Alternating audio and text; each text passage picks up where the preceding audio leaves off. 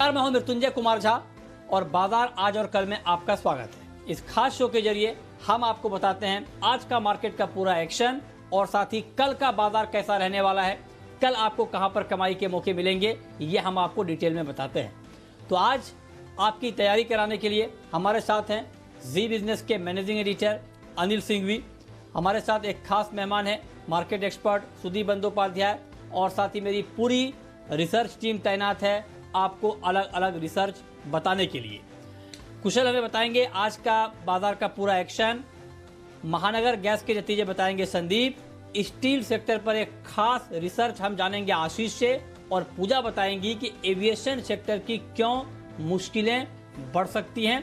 लेकिन सबसे पहले आपको बताते हैं कि आज पूरे दिन शेयर मार्केट में किस तरह का कामकाज हुआ है। तो दिन भर उतार चढ़ाव के बाद बाजार में आखिरी घंटे में शानदार रिकवरी देखने को मिली। निफ्टी करीब 0.25% की मजबूती के साथ 10,100 के पार बंद हुआ। सेंसेक्स में भी 290 अंकों की मजबूती देखने को मिली। वहीं बैंक निफ्टी 450 अंकों की तेजी के साथ 21,100 पर बंद होने में कामयाब रहा। आज बाजार को बैंकिंग और फाइनेंशियल शेयरों ने बड़ा सपोर्ट देने का काम किया है। और अब आपको बताते हैं कि आज के बाजार में विदेशी निवेशकों ने और घरेलू निवेशकों ने कितनी खरीदारी या बिकवाली की है। तो आज के मार्केट में एफआईआईज ने कैश मार्केट में 919 करोड़ रुपए की बिकवाली की है। वहीं डीआईआईज यानी घरेलू संस्थागत निवेशकों ने 501 करोड़ रुपए की खरीदारी की है।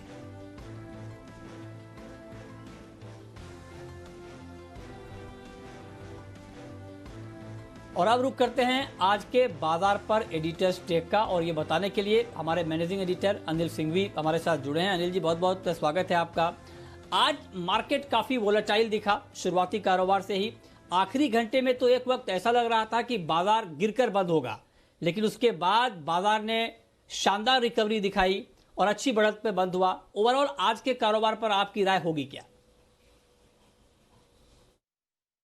आजकल बाजारों ने मन ही बना लिया कि आखिरी घंटे में दिन भर का उल्टा पुल्टा कर देंगे। जी हाँ, पिछले 2 दिनों से लगातार हो ये रहा था कि बाजार दिन भर मजबूत रहते थे सीमित दायरे में अच्छी तेजी के साथ और आखिरी घंटे में जबरदस्त मुनाफा वसूली। और लोगों को डर आज भी यही लगा क्योंकि 2 बजे जब वापस हम क्लोजिंग शो के लिए स्टार्ट कर रहे थे तब अचानक से बिकवाली आई और ऐसा लगा कि आज फिर से कहानी वही होगी। लेकिन पता नहीं, अचानक से 3 बजे बाजार ने ऐसा यू टर्न लिया, दिन के हाई पॉइंट के आसपास जाकर बंद हुए। वो तो एवरेज क्लोजिंग आपकी थोड़ी सी नीचे आई है टॉप लेवल से, बाकी जो बंद हुए बाजार वो हाईएस्ट लेवल पर हुए और वो भी तब जब डाउ फ्यूचर्स 50 पॉइंट नीचे थे।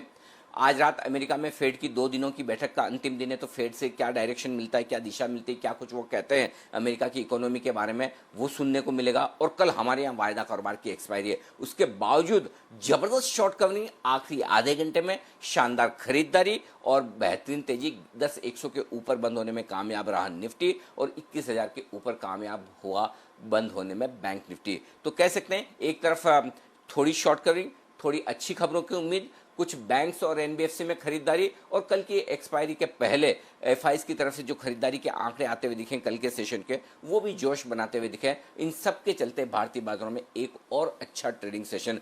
सबसे बढ़िया बात है कि पिछले 5-6 सेशन से आप देखिए लगातार बाजार एक बार 10,000 को पार करने के बाद एक भी बार 10,000 के नीचे वापस बंद नहीं हुए। ये बाजार की ताकत दिखा रहा है। क्लोजिंग बेसिस पर बाजार मजबूत और ये एकदम साफ नजर आ रहा है। बैंक निफ्टी वॉलेटाइल थोड़ा ज्यादा है, लेकिन फिर भी ताकत वहां पर भी फिर से आती दिख रही है। तो ये था आज का पूरा एक्शन आपके लिए, जहां बाजारों में अच्छी तेजी देखने को मिली। ओके, तो ये था आज का बाजार में जो एक्शन आपने देखा, उसके पीछे क्या वजह थी। लेकिन आज ऐसी कौन कौन सी खबरें रही और उन खबरों के दम पर किन किन सेक्टर में एक्शन दिखा है, ये बताने के लिए कुशल हमारे साथ जुड़ चुके हैं। कुशल, बताइए। जी, तो कल की गिरावट के बाद बाजार जो है आज काफी अच्छी तेजी दिखाने में कामयाब हुआ। इनफैक्ट आखिरी आधे पौने घंटे में तो एक शार्प स्पाइक आपको निफ्टी और बैंक निफ्टी में देखने को मिली। इनफैक्ट अगर आप निफ्टी में बढ़ने वाले शेयरों की सूची पर नजर डालें तो इंडसइंड बैंक 10% की ऊपरी सर्किट पर ये जाकर बंद होता हुआ दिखा। साथ ही हिंडाल्को, एक्सिस बैंक जैसे शेयरों में भी दमदार तेजी हमें देखने को मिली। साथ साथ अगर आप निफ्टी में गिरने वाले शेयरों को देखें तो हीरो मोटोकॉर्प खराब नतीजों के बाद 3 साढ़े 3% तक लुढ़कता हुआ नजर आया। साथ ही गेल और कोल इंडिया जैसे शेयरों में भी 2 से 2.5% का फॉल आता हुआ दिखा।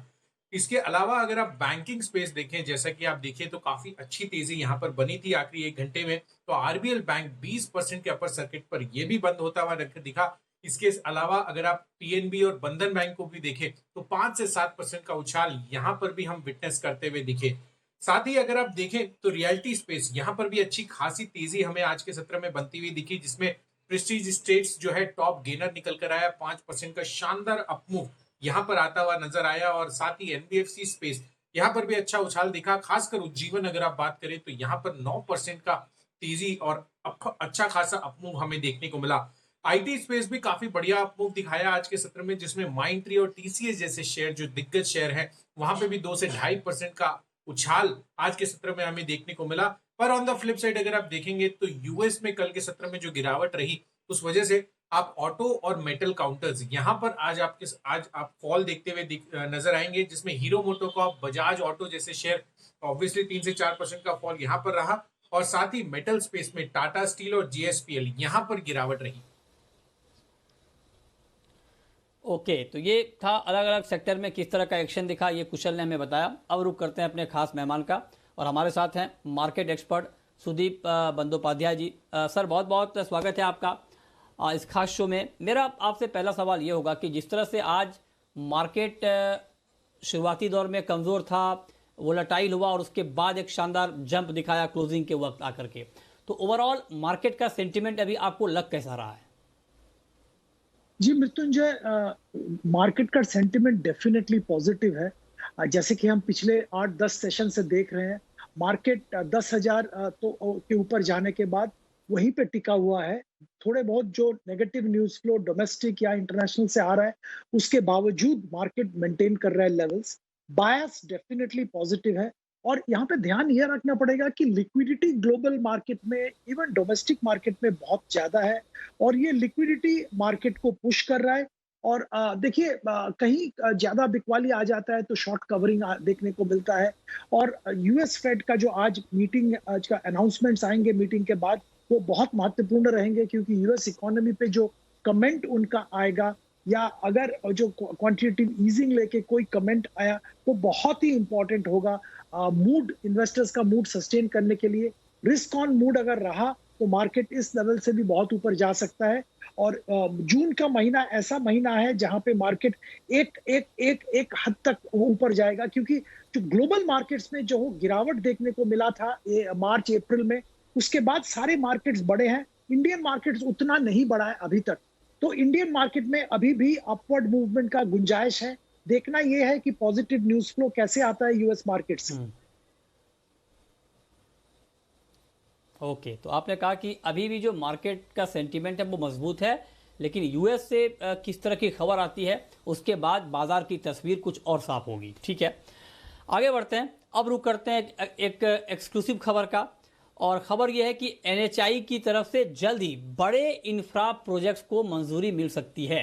क्या है पूरी खबर, ये बताने के लिए हमारे साथ जुड़ रहे हैं हमारे संवाददाता चेतन भूटानी। बताइए चेतन, क्या डिटेल्स हैं? देखिए, एनएचआई के सोर्सेज के हिसाब से अभी जो हमको खबर आ रही है वो ये है कि एनएचआई अगले 20 दिनों में, लाइक जून 30 तक का 8,000 से 10,000 करोड़ के प्रोजेक्ट्स अवार्ड करने की फिराक में है, जिसमें से अबाउट 400 किलोमीटर के प्रोजेक्ट्स एनएचआई अवार्ड कर देगी, जिससे जो कंपनीज हैं, इंफ्रास्ट्रक्चर कंपनीज हैं जो रोड डेवलपमेंट में है, उनको काफ़ी फायदा हो सकता है। उनकी बैलेंस शीट को, ऑर्डर बुक को काफ़ी बूस्ट मिल सकता है, क्योंकि कोरोना क्राइसिस के चलते road developing activities, road building activities कम हो गई थी। तो ये काफ़ी प्रॉब्लम्स हो गई थी रोड कंपनीज की। लेकिन एनएचआई ने अपना फोकस अभी बढ़ाया है, और ये माना जा रहा है कि आगे चलकर दिसंबर 2020 तक एनएचआई 2,500 किलोमीटर तक के प्रोजेक्ट्स अवार्ड कर देगी, और मार्च 2021 तक और भी अपने टारगेट्स को इंक्रीज करती रहेगी। लेकिन जो प्रोजेक्ट्स मैं आपको बता दूं, दिल्ली मुंबई कॉरिडोर, अमृतसर जामनगर कॉरिडोर, ये 2 मेजर प्रोजेक्ट्स हैं भारतमाला के अंदर, जो इस महीने के प्रोजेक्ट्स को एलोकेशन मिल सकता है। मेरे सोर्सेज ये भी बता रहे हैं कि राजस्थान, उत्तर प्रदेश, कर्नाटका, गुजरात और मध्य प्रदेश में भी ये प्रोजेक्ट्स अवार्ड हो सकते हैं। तो देखना पड़ेगा किस किस को कौन से प्रोजेक्ट्स मिलते हैं, लेकिन ये देखना बाकी रह गया है कि कौन से प्रोजेक्ट्स कौन सी कंपनीज में जाएंगे, लेकिन ये एक बात अच्छी है कि हाँ, NHAI national highway authority of India ने अपना फोकस हाईवे बिल्डिंग पर दोबारा लेके आ गए हैं, अवार्ड्स को और तेज कर दिया है और कंस्ट्रक्शन की पेस को भी NHAI और तेजी से आगे ले जाने की तैयारी कर रहा है। बहुत शुक्रिया चेतन आपका इस महत्वपूर्ण खबर के लिए। आगे बढ़ते हैं। एविएशन सेक्टर के लिए मुश्किलें लगातार बढ़ती हुई दिख रही हैं। पहले मूडीज ने सेक्टर के लिए चिंता जताई थी और अब इंटरनेशनल एयर ट्रांसपोर्ट एसोसिएशन ने भी चिंता जाहिर की है। क्या चिंता है ये बताने के लिए पूजा हमारे साथ जुड़ी हुई हैं। पूजा बताइए। जी, एविएशन सेक्टर के लिए दिक्कतें कम होने का नाम ही नहीं ले रही हैं। पहले मूडीज की रिपोर्ट आई जिन्होंने कि सेक्टर को लेकर चिंता जाहिर की और उनका कहना था कि सेक्टर में 2023 तक यानी 2023 के पहले तक रिकवरी देखने की कोई संकेत नहीं है। और अब IATA का भी यही कहना है, यानी कि इंटरनेशनल एयर ट्रांसपोर्ट एसोसिएशन जो कि ग्लोबली इस मार्केट को ट्रैक करते हैं, इस पर रिसर्च करते हैं, उनका भी यही कहना है कि ये साल काफ़ी खराब होगा 2020 और बड़ा घाटा देखने को मिल सकता है। करीब $8,430 करोड़ का घाटा इस बार एविएशन कंपनी को झेलना पड़ सकता है। मांग में भी कमी काफ़ी ज़्यादा देखने को मिली है और जो बढ़ते कर्ज की चिंता है वो भी है कंपनी के सामने। कहीं ना कहीं इनकी लिक्विडिटी को तो सहारा मिला है, लेकिन आने वाले समय में हम देखेंगे कि ज़्यादा कर्ज होने से इनके फाइनेंस कॉस्ट और मुनाफे पर काफ़ी ज़्यादा असर देखने को मिल सकता है। तो मूडी के बाद अब IATA है जो कि अब इस पूरे स्पेस को लेकर चिंता जाहिर कर रहा है और 25 मई को तो हमने देखा कि मूडीज ने करीब 13 एयरलाइन को डाउनग्रेड भी कर दिया था। इसी के चलते हमने देखा इंडिगो और स्पाइस जेट काफी ज्यादा गिरावट भी देखी गई। अगर 52 हफ्तों से देखें तो इंडिगो अब करीब 45% से ज्यादा गिर चुका है और स्पाइस जेट में देखेंगे तो करीब 66% की गिरावट अपने 52 हफ्तों के स्तर से ये नीचे आ चुका है। तो दिक्कतें कम नहीं हो रही हैं एविएशन सेक्टर की। ओके सुदीप जी, आपने सुना कि किस तरह से चिंताएं यहाँ पर जाहिर की जा रही हैं। मेरा आपसे सवाल ये है कि ये जो एविएशन सेक्टर के लिए चिंता है, क्या आपको लगता है कि बिल्कुल जायज़ चिंता है जो एजेंसियां चिंता जाहिर कर रही हैं, पहले मूडीज़ और अब IATA की तरफ से, या आपको लगता है कि कुछ ज़्यादा ही चिंतित हो गई हैं एजेंसियां? क्या मानना है आपका? जी बिल्कुल नहीं, चिंता बिल्कुल वैलिड है, चिंता का कारण जताना बिल्कुल वैलिड है। बहुत सारे दिक्कतें ग्लोबल एयरलाइंस इंडस्ट्री के सामने है और वही मूडीज या बाकी सारे जो एजेंसीज हैं उनके रिपोर्ट से सामने आ रहा है। डोमेस्टिक मार्केट में भी मैं ये कहूंगा कि अभी भी देखिए, पहला 2-3 महीना तो बिल्कुल वेस्ट हो गया इस क्वार्टर का, और आगे भी कैसे ये इंडस्ट्री वापस पटरी पे आएगी उस पर बहुत चिंता है। जो जो जो जो न्यू कॉन्फ़िगरेशन होगा, जो न्यू ट्रैवल के नॉर्म्स होंगे और जो ट्रैवल न्यू नॉर्मल जो ट्रैवल का होगा, उससे ये साफ है कि ट्रैवल में जरूर एक नेगेटिव ग्रोथ देखने को मिलेगा और वो डेफिनेटली इंडस्ट्री के लिए सही नहीं है। इनका डिमांड कम होने के कारण मार्जिन पे प्रेशर आएगा और कॉस्ट डायनामिक्स में इनको चेंज करने पड़ेंगे, बहुत बहुत चेंज करने पड़ेंगे। तो ओवरऑल अभी मैं निवेशक को यही सलाह दूंगा कि इस इंडस्ट्री से थोड़ा दूर ही रहिए। अभी भी इस इंडस्ट्री में बॉटम फिशिंग करने की अपॉर्चुनिटी या टाइम नहीं आया है।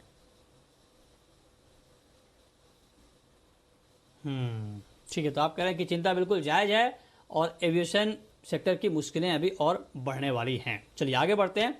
स्टील शेयरों में मजबूती देखने को मिल रही है, लेकिन दिग्गज ब्रोकरेज हाउसेस का सेक्टर पर आउटलुक कमजोर है। क्या है इसकी वजह, ये बताने के लिए आशीष जुड़े हैं हमारे साथ। बताइए आशीष। देखिए, स्टील सेक्टर के ऊपर क्रिसिल की रिपोर्ट आई है जहां पर ये कहा जा रहा है कि जून तिमाही के अंत में जो स्टील की मांग है इसमें 60 से लेकर 65% की गिरावट देखने को मिलेगी, जिसके पीछे दो मुख्य कारण बताए जा रहे हैं। सबसे पहला कि केपेक्स है, इसमें भारी गिरावट देखने को मिल सकती है। ग्लोबल जो चिंताएं हैं, साथ ही अगर आप देखें तो जो प्राइवेट केपेक्स है इसमें हम काफी सालों से देख रहे हैं कि धीमापन देखा जा रहा है और अब ऐसा माना जा रहा है कि निजी कंपनियां जो है केपेक्स पर कम खर्च करेंगी। सरकार भी इंफ्रास्ट्रक्चर की पेंडिंग को थोड़ा सा कम कर सकती है, जिसके चलते माना जा रहा है कि प्राइवेट केपेक्स और ओवरऑल केपेक्स है उसमें गिरावट देखने को मिलेगी। दूसरा, जो डिस्क्रिशनरी स्पेंड है इसके ऊपर भी असर देखने को मिलेगा, जिसके चलते ओवरऑल जो स्टील की मांग है इसमें गिरावट का अनुमान जताया जा रहा है और प्राइसिंग आउटलुक भी कुछ बेहतर नजर नहीं आ रहा है क्रिसिल की रिपोर्ट में देखा जाएगा तो। साथ ही अगर आप देखें तो आज सुबह हमने देखा था कि CLSA की भी एक इंटरेस्टिंग रिपोर्ट आई थी जहां पर दो मेजर स्टील कंपनी को डाउनग्रेड कर बिकवाली की राय दे दी गई और यहाँ पर कहा जा रहा था कि दोनों कंपनियों के पास अगर आप देखें तो कर्ज काफी ज्यादा है और डिमांड सप्लाई का जो आउटलुक है वो कहीं ना कहीं बेहतर नजर नहीं आ रहा है, जिसके चलते जो वैल्यूएशंस है वो अट्रैक्टिव नजर नहीं आ रहे हैं। टाटा स्टील पर आप देखिए यहाँ पर 304 रुपए का लक्ष्य दिया गया, जेएसडब्ल्यू स्टील पर 185 का लक्ष्य दिया गया और दोनों ही मेजर जो स्टील स्टॉक्स हैं इन पर बिकवाली की राय बरकरार रखी गई। ओके, ठीक है, तो ये वजह आपने बताई है। ऐसे में सुदीप जी सर, मैं आपसे जानना चाहता हूं कि आपका आउटलुक स्टील सेक्टर को लेकर क्या है अभी?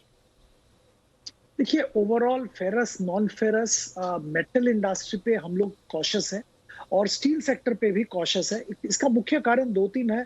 पहली बात है, चाइना जहां पे स्टील का सबसे बड़ा डिमांड देखने को मिलता है, वहां पे अभी भी डिमांड रिकवरी पूरी नहीं हुई। बीच में देवर रीस्टॉकिंग, जो अपना स्टॉक रिप्लेनिश कर रहे थे, उसके कारण थोड़ा डिमांड में अपवर्ड मूवमेंट देखने को मिला था। पर ओवरऑल अभी भी इस इंडस्ट्री के दिक्कतें, इस इंडस्ट्री का डिमांड रिलेटेड इश्यूज खत्म नहीं हुए। तो शॉर्ट टू मीडियम टर्म में हम लोग कॉशियस हैं। अगर कोई लंबी अवधि का व्यू ले रहा है तो अपॉर्चुनिटी देख के खरीदारी कर सकता है, पर शॉर्ट टू मीडियम टर्म में एंट्री करने के लिए हम मना ही करेंगे। अगर किसी को लॉन्ग टर्म के लिए इसमें ध्यान देना है तो टाटा स्टील में ध्यान दिया जा सकता है करंट लेवल पे, पर यहाँ पे लॉन्ग टर्म का मतलब 1 ईयर प्लस मैं जिक्र कर रहा हूँ। ओके, और अब वक्त है ये जानने का कि कल के बाजार में आपकी रणनीति क्या होनी चाहिए, और ये बताने के लिए हमारे मैनेजिंग एडिटर अनिल सिंघवी हमारे साथ जुड़े हैं। अनिल जी, कल का मार्केट आपको कैसा लग रहा है? कल किस सेक्टर पर नजर रखनी चाहिए? क्या ओवरऑल रणनीति बनानी चाहिए? कल के लिए बाजारों के लिए दो बड़े ट्रिगर हैं। एक तो अमेरिका की आज की फेड की जो बैठक है उसका दूसरा दिन, तो वो क्या कुछ कहते हैं अमेरिका के बारे में, उससे दुनिया भर के बाजार प्रभावित होंगे। अमेरिका में ग्रोथ, बेरोजगारी के आंकड़े, महंगाई, इन सब के बारे में फेड की कमेंट्री काफ़ी अहम रहेगी, क्योंकि उम्मीद है कि एक्शन वो कुछ भी नहीं लेंगे। शायद ब्याज दरें इस बार ना घटाएं और वेट एंड वॉच वाली सिचुएशन में रखें, तो उनके बाद अमेरिका के बाजारों का एक्शन और फिर सुबह डाउ फ्यूचर्स, ये सबसे बड़ा ट्रिगर है। लेकिन इसके अलावा शुरुआत तो हम वहाँ से कर लेंगे, लेकिन अंत जो हमें करना है कल के दिन का वो हमारे अपने ट्रिगर्स पर करना है, वो है एक्सपायरी के 10,000। निफ्टी पर बेहद बेहद मजबूत सपोर्टर, जिस तरह से पुट में पोजीशन बनी है, ऐसा लग नहीं रहा कि 10,000 के नीचे बाजार एक्सपायर होने वाले हैं। तो एक्सपायरी 10,000 के ऊपर होने की पूरी संभावना है, और ऊपरी स्तर पर हो सकता है एक्सपायरी के दिन 10,300, 10,325 तक जाने की कोशिश निफ्टी कर सकता है। जहाँ तक बैंक निफ्टी का सवाल है, 20,500 बेहद मजबूत सपोर्ट है। 21,000 के आसपास का आंकड़ा अहम है। ऊपरी स्तर पर 21,500 से 21,800 की रेंज में जाने की कोशिश कल बैंक निफ्टी भी कर सकता है। रिजल्ट्स के लिहाज से कल बड़ा दिन नहीं है, कोई बड़े रिजल्ट्स है नहीं, लेकिन परसों सुप्रीम कोर्ट में मॉरिटोरियम के दौरान ब्याज चार्ज किया जाए ना किया जाए, इसके ऊपर सुनवाई होनी है। तो हो सकता है बाजार कल इसी पर अपना एक्शन बनाना शुरू करे, अंदाजा लगा करके सुप्रीम कोर्ट का फैसला क्या आ सकता है, सरकार अपना क्या पक्ष रखती है, तो उस लिहाज से भी। तो मेरा ये समझना है कल के सेशन में बड़ी वॉलेटिलिटी, बड़ा उतार चढ़ाव आपको देखने को मिल सकता है, उसकी तैयारी रखनी चाहिए। एक्शन भरा दिन रहेगा कल, फिर मिलेंगे आपसे। ओके, तो ये कल के लिए आपकी रणनीति। बहुत शुक्रिया सर ये स्ट्रेटेजी बताने के लिए। लेकिन सुदीप सर, मैं आपसे जानना चाहता हूं कि आप ब्रेक से पहले आपने बताया कि टाटा स्टील भी लॉन्ग टर्म के लिए काफ़ी अच्छा शेयर है। इसके अलावा और अगर कहीं पर निवेश करना हो लॉन्ग टर्म के लिए, 1-1.5 साल के लिए, तो कहाँ कहाँ करना चाहिए? देखिए मृत्युंजय, दो कंपनी का मैं जिक्र करना चाहूंगा। पहले भी मैं इन सेक्टर के बारे में बात कर चुका हूं। एक तो स्पेशलिटी केमिकल क्षेत्र की दिग्गज कंपनी आरती इंडस्ट्रीज है। यहाँ पे एक तो कंपनी का परफॉर्मेंस हमेशा से अच्छा रहा है, बेहतरीन मैनेजमेंट है, पर खास बात यह है कि जो कोरोना के बाद ग्लोबल जो सप्लाई चेन है, इसमें चाइना को रिप्लेस करने की एक बहुत बड़ा कोशिश चल रहा है, और इसका बहुत बड़ा फायदा इंडिया के स्पेशलिटी केमिकल मैन्युफैक्चरर, आरती इंडस्ट्री जैसे मैन्युफैक्चरर जो कि एस्टैब्लिश्ड है ऑलरेडी, उनको मिलेगा। और ऑलरेडी ये एक्चुअली ग्राउंड में हो रहा है, और इनको नए ऑर्डर्स मिल रहे हैं, नया डिमांड आ रहा है इनके पास, और हम लोगों को लगता है कि आने वाले दिनों में एक री रेटिंग की संभावना रहेगी इसकी, और करंट लेवल से प्राइस करीब 20% तक ऊपर जाएगा 1 साल के अंदर। तो यहाँ पे निवेशक खरीदारी कर सकते हैं। दूसरा एक कंपनी का मैं जिक्र करना चाहूंगा, पीएसयू सेक्टर के दिग्गज कंपनी है भारत इलेक्ट्रॉनिक्स। ये डिफेंस इलेक्ट्रॉनिक्स के दिग्गज कंपनी है, और जो डिफेंस का मेक इन इंडिया इनिशिएटिव सरकार की तरफ से लिया गया है, उसका बहुत बड़ा फायदा होगा। अच्छी बात यहाँ पे ये है कि इसका बैलेंस शीट क्लीन है, लगभग डेट फ्री कंपनी है, और कुछ दिन पहले जो सरकार का cost plus mechanism of pricing for government का डिफेंस कॉन्ट्रैक्ट हुआ है, उससे भी इसको कोई नुकसान नहीं होगा, बल्कि आने वाले दिनों में इनको फायदा ही होगा। तो ओवरऑल वैल्यूएशन करंट लेवल पे देख के हम लोगों को लगता है कि यहाँ से करीब 100 रुपया तक ये जा सकता है एक साल के अंदर। तो निवेशक यहाँ पे भी खरीदारी कर सकते हैं। ओके, ठीक है। तो ये लॉन्ग टर्म के लिए निवेश आपका, कि जहां पर आप निवेश कर सकते हैं। लेकिन अब वक्त है ये जानने का कि कल के मार्केट में ऑप्शन के जरिए आपको कहां पर ट्रेड का मौका बनेगा।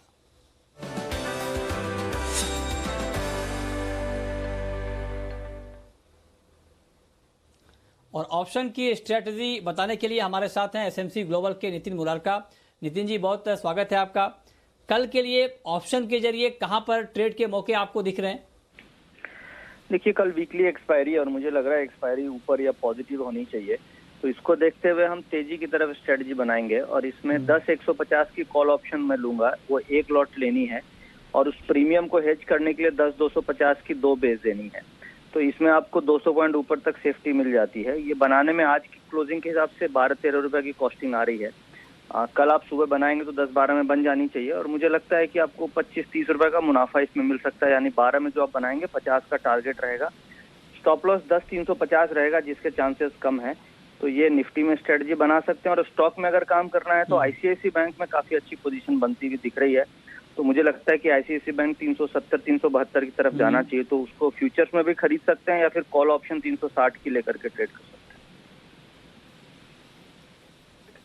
ओके, चलिए, बहुत शुक्रिया नितिन जी आपका, सुदीप बंदोपाध्याय जी आपका, और साथ ही मेरी पूरी रिसर्च टीम का, बताने के लिए कि आज का बाजार कैसा रहा, क्या क्या खबरें रही, कहां कहां एक्शन रहा, और कल का मार्केट कैसा रहने वाला है, कल कहां पर कमाई के मौके बनने वाले हैं।